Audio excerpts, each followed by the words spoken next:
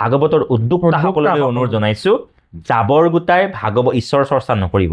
ঈশ্বৰ চৰ্চা কৰিবলৈ হ'লে সত্য শুদ্ধ, যিহেতু ঈশ্বৰ নিজেই সত্য, নিজেই শুদ্ধ, নিজেই পবিত্ৰতাৰ প্ৰতীক, গতিকে সত্য শুদ্ধ আৰু পবিত্ৰভাৱে অনুষ্ঠান আয়োজন কৰক। কাৰণ আপুনি পতা আমি পতা অনুষ্ঠানটো মোৰ ল'ৰাটোৱে মোৰ ছোৱালীজনীয়ে শিকিব আৰু পৰম্পৰাৰূপে আজিৰ পৰা 20 বছৰ 30 বছৰ পিছত তেওঁলোকে অনুষ্ঠানটোৰ দায়িত্ব ল'ব। তো শিকোৱাখিনিত যাতে ভুল নহওক, শিকোৱাখিনি যাতে শুদ্ধ হৈ থাকক। চেলেং গামোচা পাৰি তাৰ ওপৰে ভাগৱত ব্যাখ্যাকাৰকক আদৰি নি প্ৰয়োজন নাই, ফুল ছটিয়াই ভাগৱত ব্যাখ্যাকাৰকক ঈশ্বৰ কৰি নেপেলাব। সিদিনাখন দেখিলোঁ এটা এভাগ অনুষ্ঠানত যে বৈকুণ্ঠ ভগৱন্ত প্ৰভুৰ অনন্ত সজ্জাখনৰ আৰ্হি বনাইছে,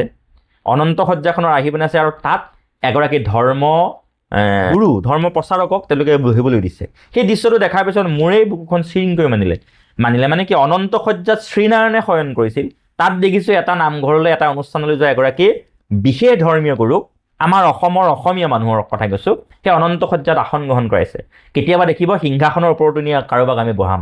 আৰু এনে অতি অন্ধভক্ত ব্যৱস্থাই ভাগৱত ধৰ্মক বিকৃতকৰণ কৰিছে, আৰু ইয়ে একশৰণ হৰিনাম ধৰ্মৰ যিটো মজ্জা, যিটো সত্তা, সেই সত্তাটোক আঘাত কৰিছে।